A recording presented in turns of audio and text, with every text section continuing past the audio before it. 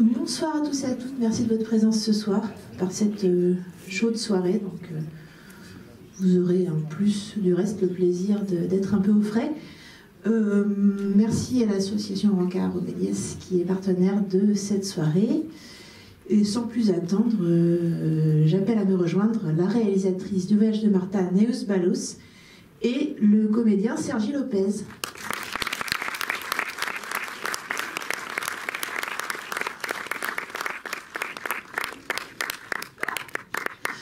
Est-ce que vous voulez dire un petit mot avant de démarrer la séance? Neus, Sergi, je vous donne mon micro. Neus va vous dire un petit mot.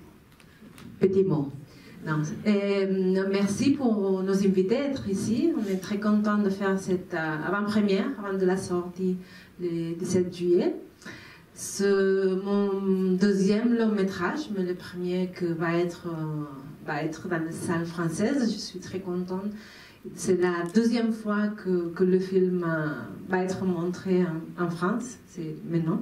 Donc c'est comme si le film est né dans ces instants.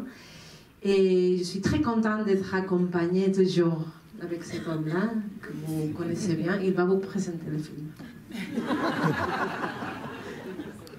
Il a 2 micros. Eh bien, présenter le film, non, c'est rien. Ça s'appelle Le Voyage de Martha. Et non, qu'est-ce que j'ai pu présenter? Non, on parlera après, on viendra après pour parler avec vous si vous avez des questions ou des réflexions à faire. Et puis, rien, c'est son deuxième film. Le premier, c'était un documentaire, non, c'est ça? C'est une longue discussion, on peut en parler après si vous voulez. Ah oui, c'était ma première question, ça. J'en trouverai une autre, c'est pas grave. Oui, mais je pense que c'est mieux qu'on en parle après, non? C'est toujours difficile à commencer un débat si on est toute seule. Eh bien, très bon film à tous et à toutes, et à tout à l'heure. En projection, merci.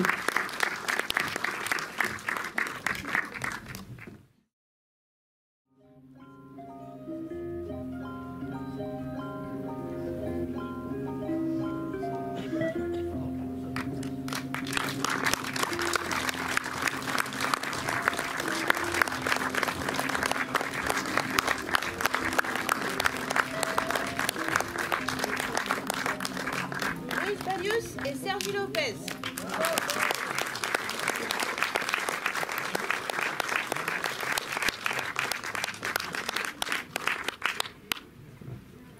Je vais poser les quelques premières questions, comme on a l'habitude de faire, mais n'hésitez pas dès que... Merci pour la lumière, Florence.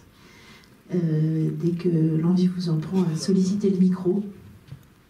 Je vais te poser la première question. Neus, moi, une des choses qui m'intéresse et qui me plaît beaucoup dans ce film, c'est qu'on sent, c'est un film de fiction, mais vraiment une volonté d'avoir un vrai réalisme dans cette fiction. Donc on sent que le film a été mûri de façon, peut-être très documentée, parce que c'est un sujet complexe et que tu as voulu trouver le ton et l'angle vraiment juste pour le traiter. Donc la question, c'est comment est-ce que tu as eu envie de raconter cette histoire et comment est-ce que tu as préparé ce film pour en faire au final un film de fiction? Il a été un très long voyage. C'était mon premier film de fiction aussi dans l'écriture que j'ai coécrit. Et on est allé là-bas plusieurs fois pour être là, sur place, essayer de connaître le maximum de personnes qui habitent là-bas, qui voyagent là-bas, et pour se nourrir de toute l'atmosphère, de tout ce qui se passe.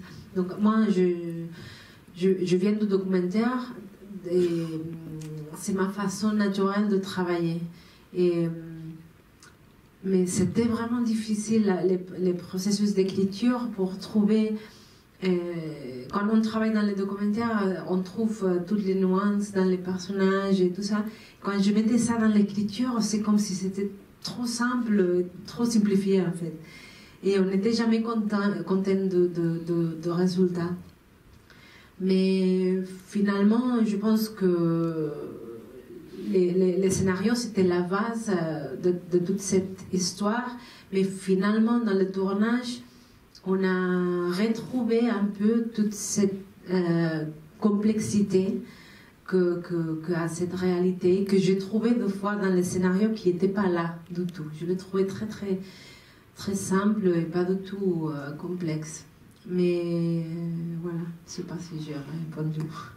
Si, parce que comme l'avait dit Sergi en introduction, ton premier film était un documentaire, mais peut-être avec un peu de fiction dedans. Est-ce que tu peux nous en parler? Parce que je ne sais pas si... Enfin, comme il n'est pas sorti en France, on n'a pas forcément eu l'occasion de le voir. Le projet s'appelle La Blaga et il était diffusé par Arte, mais il n'a pas sorti en salle. C'est différent, c'est l'histoire de 5 personnages qui jouent son propre rôle. Et moi, j'écris une structure un peu de fiction pour raconter leur vie, mais c'était vraiment leur vie. Donc, c'est très différent. Maintenant, avec Les Voyages de Martha, j'avais vraiment envie d'aller un peu plus loin dans la direction d'acteurs, mais avec des gens qui n'avaient pas de l'expérience et de mélanger avec quelqu'un avec beaucoup d'expérience. Mais j'avais toujours dans ma tête l'idée que Martha devait être quelqu'un qui a jamais joué dans un film et regarder pendant le tournage qu'est-ce qui se passe réellement dans sa vie et comment documenter en fait ça pour les films. Et c'est pour ça qu'on a tourné de façon chronologique. C'était pour l'aider. Et donc tu parles de cet acteur avec beaucoup d'expérience qui est le pilier du film. Comment est-ce que c'est passé du coup? Est-ce que ce rôle a été écrit vraiment pour Sergi ou pas? Est-ce que tu as pensé à lui à l'écriture? Et Sergi, si tu veux nous dire comment s'est passée cette rencontre, enfin voilà, racontez-nous tout, enfin tout ce qu'on peut raconter au public. Oui, on a pensé à lui de l'écriture en fait, parce que les co-écriteurs étaient en train de travailler dans un film de Marc Recha où il jouait le rôle principal, et il m'a dit on était un peu contre les acteurs professionnels, tu vois. C'est ça. Mais il m'a dit, tu vois, c'est incroyable parce que Sergi, il jouait avec un enfant.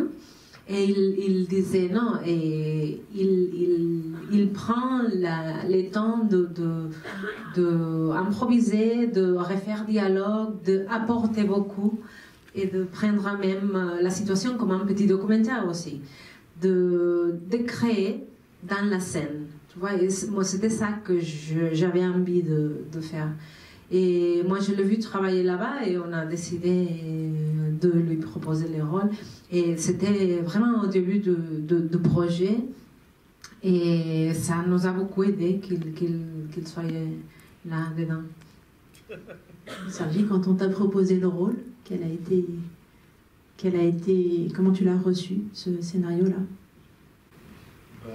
Je l'ai reçu très bien. Par la poste? Non, je l'ai reçu, c'est parce que... Non, effectivement, tu vois, on s'était connus, enfin, je connaissais un peu de vue comme ça, on s'était aperçu. Mais après, voilà, le co-écrivain du scénario, Pau, faisait les sons avec Marc Recha dans un film qu'on a tourné qui a une configuration très particulière, parce qu'on a tourné que 5 jours, et on a tourné avec une toute petite équipe, enfin plus petite que jamais. Il y avait Hélène Louvard qui faisait les cadres, et avec une assistante pour le filtre, machin, et puis Marc, même elle est venue avec des sandwichs, nous avons fait des sandwichs, qui est passé par là.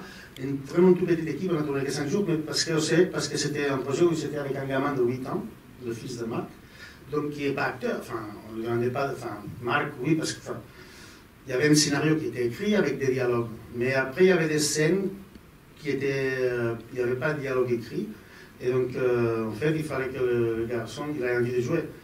Parce qu'il n'est pas acteur et il avait, tu vois, et il était dans une âge un peu particulière. C'est que justement, il avait la caméra juste ici devant, ici. Il disait, ah, c'est la caméra, le film, généralement, je n'ai pas tourné.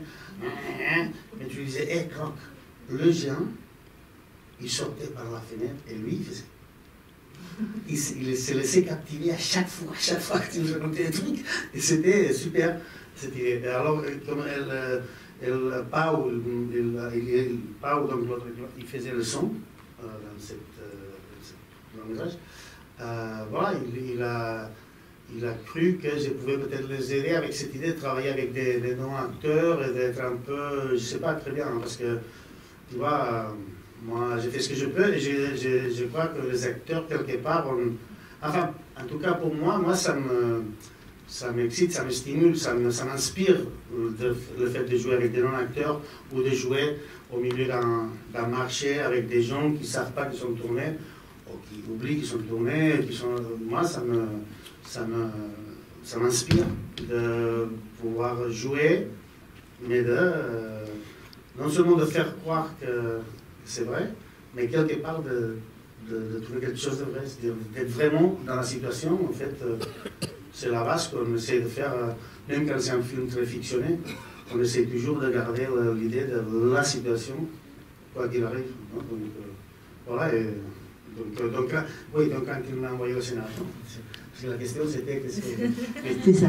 Donc quand il m'a envoyé le scénario, c'est un peu comme ça, parce que quand il y a des gens que tu connais, que tu apprécies, ou des gens qui t'envoient un scénario, c'est un peu comme ça, parce que si tu trouves ça pas bien, tu peux pas t'empêcher de dire, mais tu vois, c'est pas comment. Mais en fait, on m'a envoyé, je le trouvais bien, j'ai bien aimé, et je me suis dit, voilà. Tu vois, déjà au départ, c'était 6 semaines au Sénégal, avec elle, qui est trop sympa, qui est gentille, qui fait un cinéma qui me parle. Mais en même temps, tu lui dis, tu ne peux pas partir au Sénégal parce que c'est 6 semaines au Sénégal avec quelqu'un qui t'apprécie, tu vas en vacances, en camping, tu vois. Donc j'ai lu le scénario et en fait, ça m'a plu. Donc j'étais ravi du fait que ça me plaise, de pouvoir lui dire oui et de partir. Et tu parlais du travail avec les non-professionnels. Ton personnage est assez complexe aussi, et puis il évolue beaucoup au cours du film, plus ou moins, peut-être moins que le personnage principal, bien sûr, mais surtout, il évolue à travers son regard à elle, à travers son... Voilà. Donc j'imagine que le travail avec la jeune comédienne qui joue le rôle de Martha était très important à mettre en place. Comment est-ce que ça s'est passé avec elle? Non. Ça s'est passé d'une façon assez simple. En fait, c'est simple et à la fois, c'est un métier un peu de fou. C'est un truc un peu surréaliste. C'est qu'on te dise, maintenant tu es, voilà, c'est ta fille, maintenant c'est ton père. Alors que c'est pas vrai. Tu vois? Enchantée. Tu vois? Oui, donc je sais pas, il faut trouver quelque chose, mais il faut pas non plus aller chercher à Aubervilliers. Tu vois? Enfin, je veux dire, Aubervilliers comme un doigt très loin. Je veux dire qu'il faut jouer. Quelque part, je trouve qu'il y a quelque chose qui est simple. Je crois que le fait que j'ai fait une école à Paris, du maître Jacques Lecoq, qui parle de l'idée du jeu, l'idée de ne pas enlever de l'importance, tu vois, de se dire qu'il y a un truc qu'on fait simple, que les enfants font, de dire toi tu joues le méchant, toi tu joues le bon, toi tu joues le loup-garou, toi tu joues Chaperon Rouge. Et tu n'es pas obligé de savoir qu'est-ce que c'était l'enfance du Chaperon Rouge, tu vois. Donc cette idée simple, en fait, de se dire, bon, moi je vais te parler comme si c'était ton père. Et c'est pas que je sais pas comment dire. Après, le dialogue, c'est elle qui l'a écrit. Donc, je sais pas, pour moi, c'était assez simple. Ouais. J'ai une fille de 23 ans. Ça fait 4 ans de moins, c'est assez proche. 6, pardon. Mais elle a eu 18 ans avant. Donc, j'avais passé cette idée de une fille qui te regarde comme si tu étais con. En fait, il faut dire que Elena, elle a passé un casting de 1000 adolescents qu'on a vu partout dans la Catalogne, et on a fait la dernière partie du casting avec Sergi. Je lui ai invité et il a connu 2 filles et beaucoup de garçons. Je ne sais pas pourquoi il y avait 5 garçons. Ouais. Mais c'était immédiat quand il a vu Elena. Il avait fait le test avec l'autre fille avant et il a dit bon, c'est bien passé. Le test des paternités. On était un peu froid, mais après quand Elena est entrée, elle est comme ça. Et un seconde après, on s'est regardé. Il m'a fait comme c'était, c'est comme s'il il parlait la même langue, on dirait. Et ça, c'était pour moi très important qu'il faisait partie de cette sélection, si tu veux. Surtout aussi parce que tu cherchais, je ne sais pas si tu avais dit pour le casting, quand tu cherchais la fille, tu voulais quelqu'un qui n'a pas trop joué, qui ne soit pas une actrice. Tu vois, enfin, avec ta carrière, tout le type de documentaire, tout ça, Elena, elle avait tout de suite ces trucs, elle était là, comme ça sans jouer, alors on va faire cette scène, ok, cette scène, tu vois. Il avait une espèce de truc de nature, comme si, voilà, qui était très puissant. Moi, tu sentais que c'était quelqu'un que tu pouvais voir vraiment, il y avait une sorte de simplicité aussi, avec ça. Elle ne construisait pas un truc, elle n'était pas... Mais en fait, c'est une nana très, très mûre, très solide. Bonsoir. Bon, moi, j'ai beaucoup aimé ce film. C'est un bain de fraîcheur et aujourd'hui, c'est bien appréciable. Il y a une authenticité, c'est plein. Effectivement, cette jeune fille, on la suit, on l'aime bien. Enfin, moi, elle en rajoute pas trop, elle est même pas ingrate, elle est simple, enfin comme vous dites, elle est simple. Bon, et moi je vous apprécie en tant qu'acteur, mais je suis ravie de vous connaître depuis Western, où c'était aussi un film, pas documentaire, mais presque, enfin où il y avait beaucoup de belles choses, et Un ami vous veut du bien, je vous ai bien suivi. Mais voilà, alors merci pour je ne veux pas vous flatter, mais je sens qu'il y a une vraie générosité dans votre relation, de l'équipe certainement. Et moi, je me suis bien baladée au Sénégal. Je devais y aller cette année, je n'y suis pas allée. Donc voilà, ça m'a fait réfléchir. Et aussi voir ce que c'était les clichés, le tourisme, ce qui se passe derrière. Vous nous avez fait toucher ça du doigt. Comme moi, j'ai eu des amis sénégalais j'avais 17 ans. Ça m'a beaucoup parlé, touché. Voilà. Alors moi, c'est pas une question. Vous avez fait un super film, merci. Merci à vous. Merci. Bonsoir. Merci pour ce film. Au départ, j'étais venu pour voir un film sur le Sénégal et les touristes. Et en fait, pas du tout. Moi, j'ai vu un voyage initiatique. Effectivement, il y a un voyage. C'est une jeune fille qui se fait chier avec son père et avec tous les phrases que peuvent manifester les adolescents.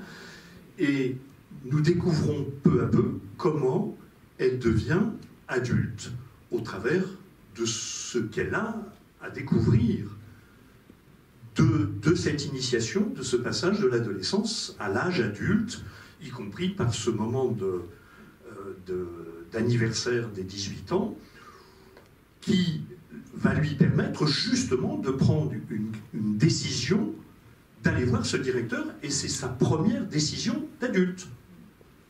Sinon, le Sénégal, moi, j'ai pas vu. C'est à travers l'expérience du Sénégal qu'elle est capable de se tromper et aussi d'essayer d'améliorer ce qu'elle a pas bien fait. Non? Ben, je pense que le fait qu'elle ne soit pas chez elle et qu'elle se rencontre avec une réalité qui n'est pas du tout la sienne, c'est indispensable pour cette évolution. Bonsoir. C'est vrai qu'avec un prétexte très mince, finalement, il n'y a pas de montée d'intensité dramatique délirante, vous arrivez à faire des portraits des 5 personnages principaux qui sont très émouvants. En particulier, le petit garçon est absolument criant de vérité. On a tous eu un petit frère comme ça, ou presque. Moi, je suis étonné de 2 choses. C'est comment la jeune fille est extrêmement naturelle dans un milieu qui lui est complètement inconnu, avec les gens, dans ses relations humaines. Ça, c'est la première chose, mais ça doit être dans le scénario, ça doit être écrit.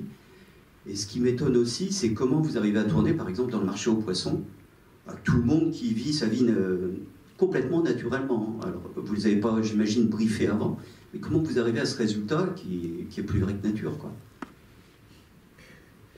On ne sait pas vraiment comment on a fait. On a juste arrivé là-bas. On avait le chef de marché qui était avec nous et qui juste disait quand il fallait qu'est-ce qu'on faisait, mais en général, on essayait de rien arrêter. Et on était, en fait, on croyait que ça va pas marcher, tu vois, qu'il y aura trop de monde, tout le monde va regarder la caméra. Mais en fait, c'est un endroit où tout le monde a trop de choses à faire. Et finalement, ça s'est très bien passé. C'était pas du tout difficile finalement. On était un peu cachés, l'équipe, quand la caméra suit les personnages, il y avait juste derrière la partie de l'équipe qui était indispensable, et tous les autres, on était cachés, tu vois. Mais bien sûr, il y a un travail documentaire, ça veut dire réfléchir à ces dispositifs, comment le faire possible.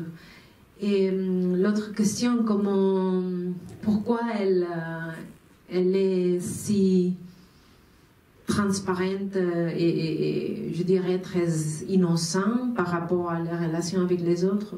Je pense que, je ne sais pas si c'est la même chose ici, mais à Barcelone, j'ai l'impression d'être... ils nous disent qu'on est tout pareil, l'égalité, tu vois, tu peux te lier d'amitié avec tout le monde, il n'y a pas de problème. Si tu veux vraiment te communiquer avec quelqu'un, tu peux.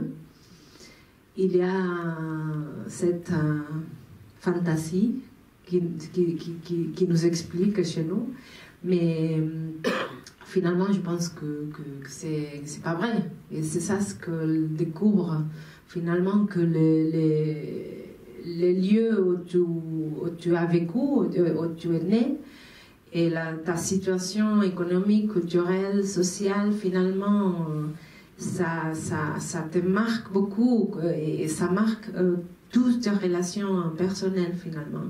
Et si on n'assume pas qu'on n'est pas vraiment égal, pour moi, c'est difficile d'arriver à avoir vraiment de relations égalitaires. J'ai deux questions. Est-ce que le film a déjà été diffusé en Espagne? Alors, c'est une question pour cette langue. Bien sûr, non. Tout à fait. Première question, première réponse, merci. La deuxième, c'est quel regard vous, Sergi Lopez, vous portez sur l'Afrique? Alors, la première, elle est très courte. La deuxième, vous avez le temps? Non, enfin, quel regard je porte sur l'Afrique? Je trouve que l'Afrique, c'est... Non, putain, quel regard je porte sur l'Afrique? Qu'est-ce que vous avez retiré de ces quelques semaines passées en Afrique?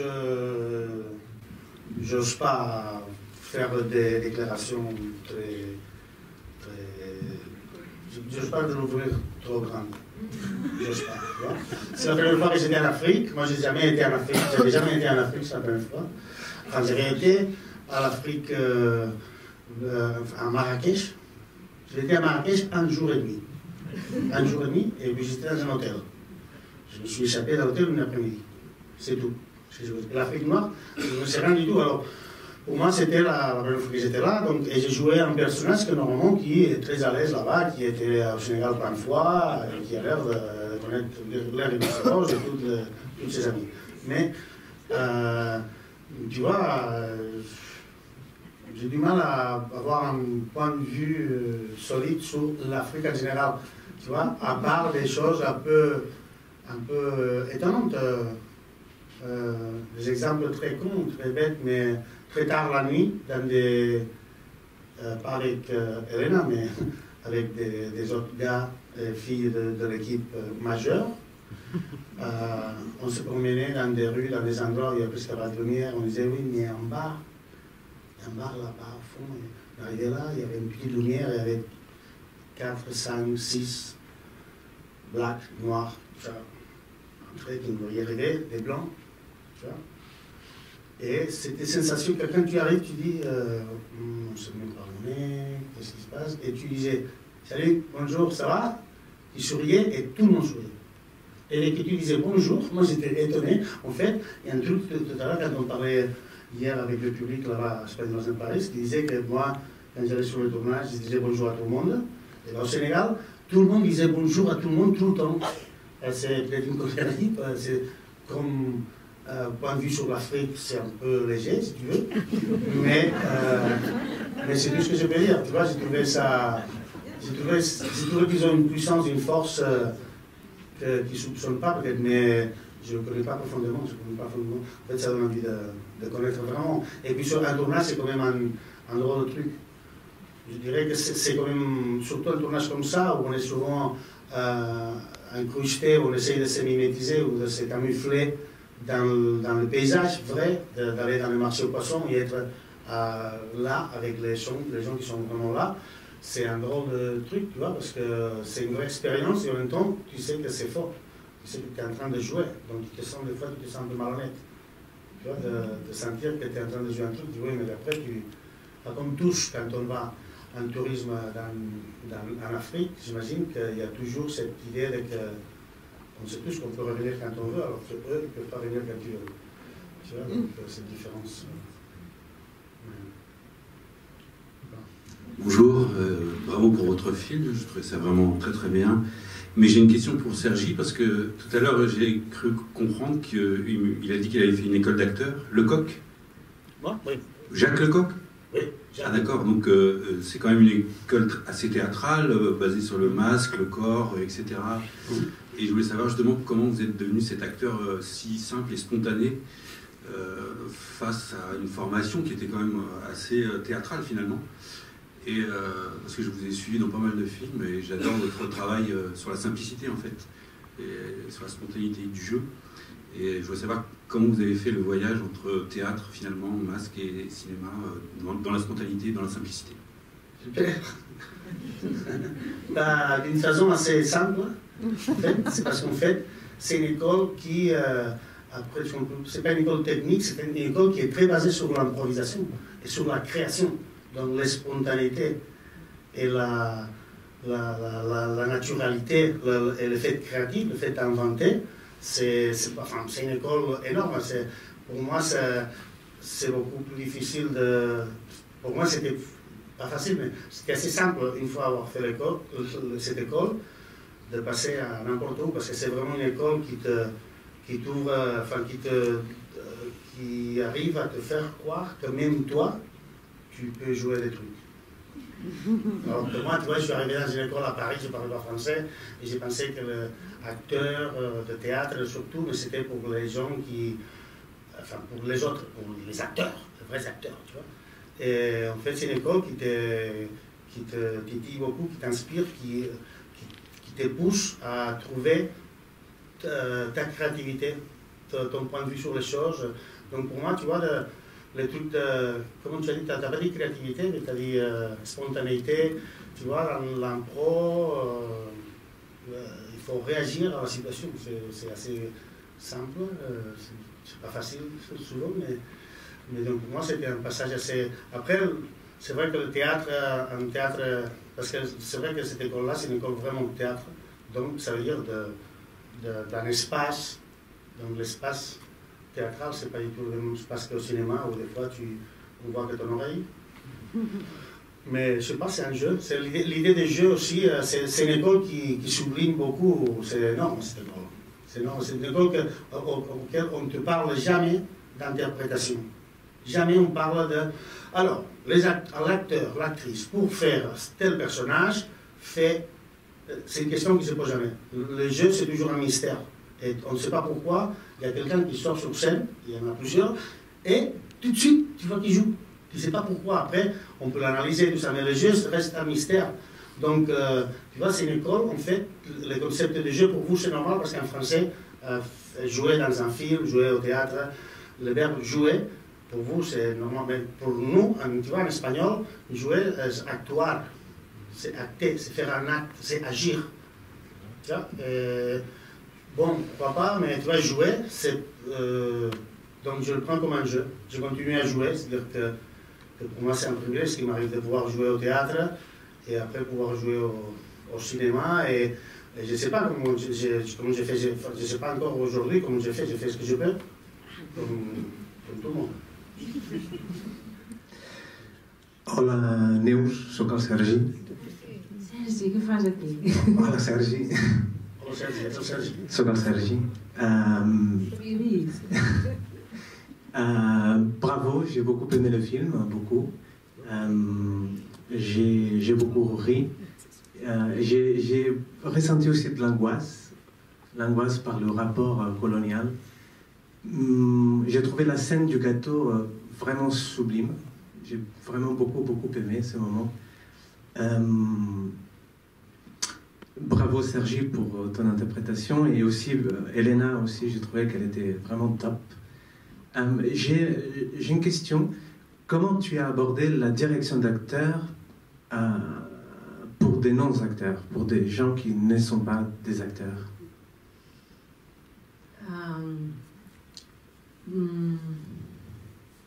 C'est bizarre la question, parce que moi, jusqu'à les moments que j'ai trouvé Sergi, j'ai dirigé jusqu'à non-acteur. Donc c'est ma façon naturelle de faire. Et à lui, j'ai fait la même chose qu'avec les autres, tu vois, donc c'est à l'envers. Mais en général, c'est vrai que c'était un peu plus difficile qu'à la Blaga ou les autres projets où eux, ils faisaient leur propre rôle.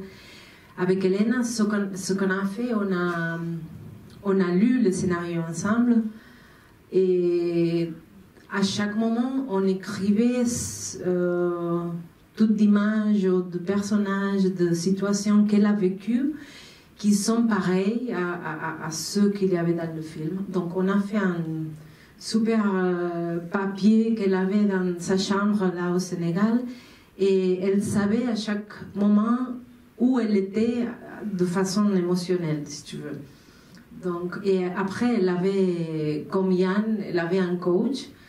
Et parce que je trouve que le plus difficile pour les non-acteurs, c'est comment gérer l'énergie qu'ils ont. Parce qu'elle donnait tout dans le premier prise, et après, elle était tout fatiguée, elle ne pouvait pas refaire ça.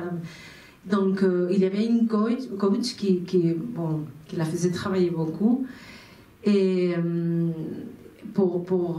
parce que c'est bizarre, non? À chaque fois, elle pleurait, tu vois, ou et des fois, quand elle était trop fatiguée, parce que c'est vrai qu'elle est dans toutes les séquences, elle ne savait pas comment être vivante dans une scène. Donc, on a fait comme ça. Et dans la scène même, c'est très simple. C'est la même chose que j'ai fait avec Sergi, c'est de lui expliquer pourquoi c'est important pour moi ce moment, de lui demander qu'est-ce que ça veut dire, d'imaginer qu'est-ce qui se passe. Par exemple, on a beaucoup imaginé qu'est-ce qui se passe avec Aïssatou quand elle a été virée, ou d'essayer d'imaginer comment elle vit chez elle, comment c'est sa famille. Et avec tous les jeux de l'imagination de qu'est-ce qui se passe avec les autres personnages, elle réagissait. Donc, voilà.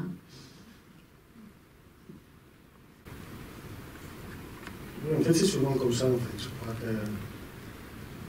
Tu vois que souvent, quoi qu'il arrive, chacun le fait comme il peut. Et après, il y a des gens qui ont plus un don pour savoir quoi dire à qui. Parce que peut-être que on n'est pas tous pareils. Il y a des gens qui ont besoin de plus d'informations, il y a des gens qui... Mais c'est comme dans la vie, c'est un dialogue. Non, mais c'est vrai que je crois qu'on essaye, on était en scène, enfin nous aussi, on fait ce qu'on peut tous, donc on essaye de remplir cette espèce de vide tu vois, qui fait qu'en fait, à un moment donné, tu dois dire à Lena, qui est une jeune femme qui n'a jamais joué, tu dois dire, bon, maintenant tu t'appelles Martha, c'est pas toi. Tu vois, donc il y a un truc que facilement tu peux paniquer. Tu peux dire, vas-y, alors maintenant, Martha, elle est émue. Comment ça, je dois être ému, moi, elle, enfin, cette question de toujours éternelle, de qu'est-ce que c'est de jouer, tu vois, tout ça. Mais je crois qu'on essaie entre tous de nourrir, d'inspirer, de donner de l'inspiration, de donner des indications. Après, il y a des gens qui sont très doués avec une phrase, d'inspirer. Mais après, il y a des acteurs, des actrices qui ont besoin de beaucoup plus qu'une phrase, ou des metteurs en scène qui ont besoin, eux, de donner beaucoup plus d'une phrase. Donc, je ne sais pas, c'est un drôle. C'est bizarre parce que chacun travaillait d'une façon différente. Parce que Elena, par exemple, si je lui donnais trop d'informations, elle bloquait. Et donc, elle avait besoin juste un mot, juste avant, pour faire. Parce qu'elle elle travaillait pas si bien avec la tête, tu vois. C'était juste, je le disais, tu veux partir d'ici. Ou tu penses à la boîte de nuit que tu veux aller, c'est tout. Et des fois, il y a de gens qui ont besoin de beaucoup plus. Roumain, par exemple, l'acteur sénégalais, qui n'est pas un acteur, il avait besoin de tout savoir. Ben, il faut respecter la façon de travailler de chacun. Donc ce que j'ai vu, c'est que c'est pas une façon de travailler avec les acteurs et avec les non-acteurs, mais chacun a ses besoins comme acteur, finalement, pour être mieux dans la scène et être confortable, à l'aise. Il y a une... Moi, j'avais une petite question à propos du mélange dans le film de l'insertion des images vidéo, de l'insertion du regard des autres personnages. Comment est-ce que cette idée est venue d'insérer ces images-là, d'une certaine façon de substituer leur regard dans des scènes où ils se regardent l'un l'autre, etc., jusqu'à la scène d'amour, et qu'est-ce que ça apporte pour toi? C'est bizarre comment ça est arrivé dans le film. Je pense que c'était au début de projet déjà, parce que moi je suis allée au Sénégal il y a 14 ans, je pense. J'étais là avec des amis, j'étudiais et ils m'ont demandé d'aller là-bas avec une petite caméra et filmer un truc dans une école, et qui était vraiment terrible, tu vois, de filmer une école qui n'avait pas les moyens, tu vois, toute cette... Moi, je me sentais pas à l'aise en faisant ce travail, et je me suis dit, bon, je ne vais jamais revenir au Sénégal. Je ne parlais pas du tout français, je ne comprenais rien. Et c'était franchement difficile pour moi de se comprendre avec les Sénégalais.